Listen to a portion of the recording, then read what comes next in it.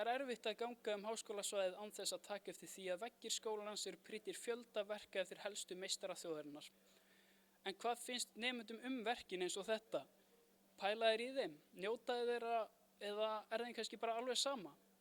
Og má kannski selja þau til að komast í móts við slæma fjárhagslega stöðu skólans? Fullt af listaverkjum á veggjum skólans. Hvað finnst þér þau?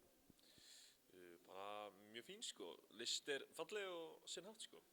Pælur eitthvað í þeim eða bara svona í kring? Já, ég alveg pæli listaverkjum sko. Já, þetta til þessum mjög rétt hérna fyrir aftan okkur sko. Veistu eftir hvernig þetta er? Nei, giska Óla G kannski. Já, ég tek eftir þeim sérstaklega þegar ég labba hérna í gegn að Veröld og mér finnst það að vera geðveikt. Sérstaklega það eru svona, já, þetta eru merkilegir listamenn oftast. Ég hef alveg tekið smá eftir, menn ekkert mikið, en þetta gerir skólann minn líflegri. Er fjárhagsleg staða skólans ekki nógu góð og er búið að hækka námsgjöld?